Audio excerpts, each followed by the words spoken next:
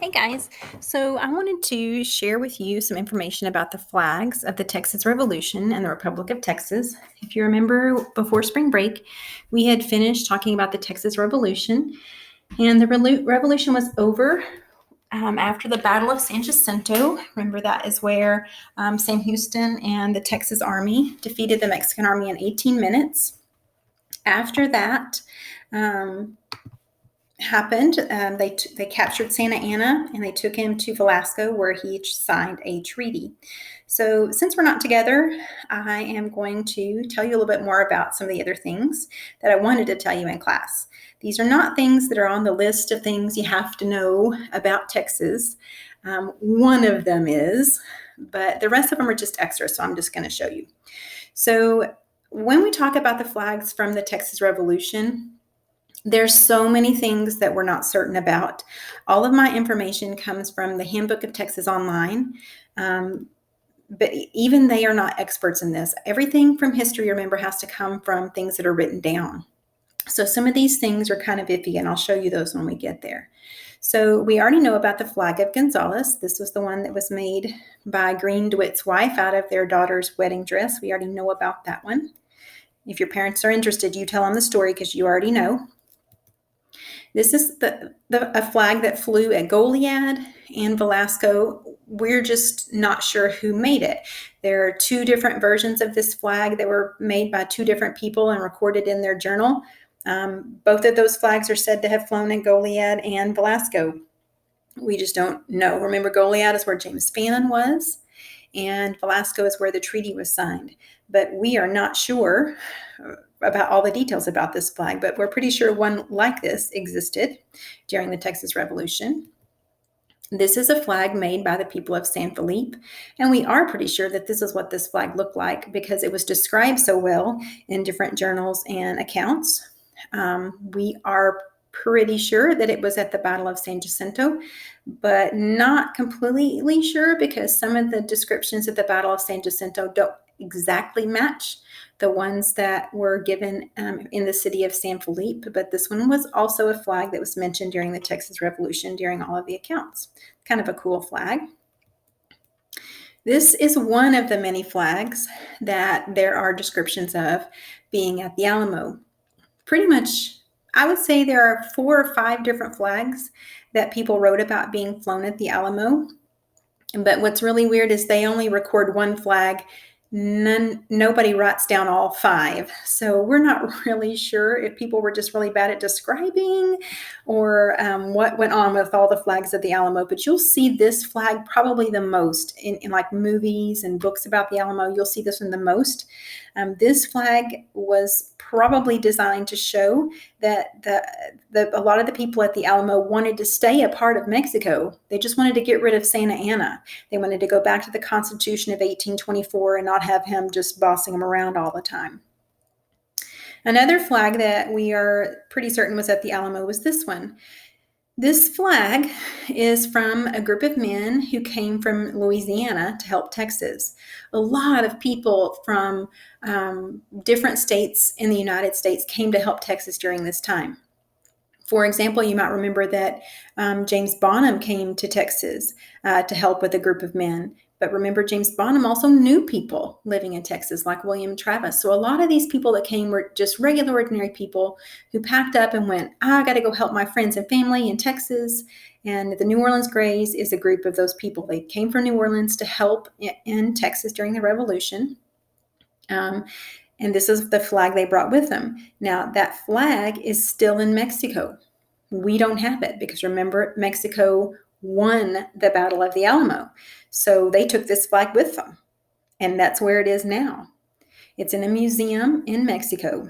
2 different presidents have asked to have the flag returned. Most recently, George W. Bush, when he was president, asked Mexico, won't you give us this flag back? It would mean a lot to us. We'd like to put it at the Alamo since that's where it came from. And Mexico said no. Now, before you say, mean old Mexico, they won't even help us and give our flag back, don't do that because you need to know the other side of the story. And in a couple of weeks, I'm going to send out another video and it's going to tell you, and you're going to go, oh, that's why Mexico won't give it back. So they do have a reason, but that flag is still in Mexico. This is a really cool flag. This flag came from Georgia. There were a group of men who came from Georgia, but this group was special. Remember how the New Orleans Grays came because they were just like regular people and they just loaded up to come help. The Georgia Battalion were actual soldiers who came from Georgia. Georgia is the only state from the United States that sent their actual troops. They bought ammunition and guns and supplies with their own money, the state did, and they sent that group from Georgia to help us. They were actual soldiers. They actually came to Goliad. Now, if you think about what happened at Goliad, that's where James Fannin was, the one who wouldn't listen. And all the troops at Goliad were massacred, remember, at the Goliad massacre. So that's what happened to these Georgia soldiers. They were murdered. But you might also remember that some of them escaped. And one of those was Dr. Shackelford. Now, remember, Francisca Alvarez helped save the doctors, and Dr. Shackelford from Georgia was one of them. That's important to know in a minute. So there were a few from the Georgia Battalion that escaped, but not many. Most of them died. About 30 years after the Battle of Goliad, Georgia sent Texas a bill and said, you owe us money for all the supplies and troops that we sent to Texas. You owe us money back from that, about 30 years later. And Texas said, well, we're not going to pay that. We're not going to. And Georgia said, okay, well, if you're not going to pay us, we want you to at least build a monument somewhere, some sort of memorial to help people remember what Georgia did for you. And Texas agreed. And then they never built the monument. Now, that's important because the monument did get built. But interestingly enough, it was built and came about because of school kids. So I want to show you the monument. Here it is. This is a monument to the Georgia Battalion. And it's in a place that didn't even exist during the Texas Revolution. This is in a city called Albany, Texas. It's in way west Texas, where during the Texas Revolution, Native Americans were living. But this monument came about because of some kids and teachers that live in Albany. Albany is in Shackelford County. Does that sound familiar? It should, because Shackelford County is named after Dr. Shackelford, who came with the Georgia Battalion. Now, Albany, Texas, and Albany, Georgia have a special connection as well. In the 1970s, I think maybe 1978, maybe a little earlier. I have to go back and check that. But in the 1970s, Albany was flooded really bad. Albany, Texas was flooded really bad.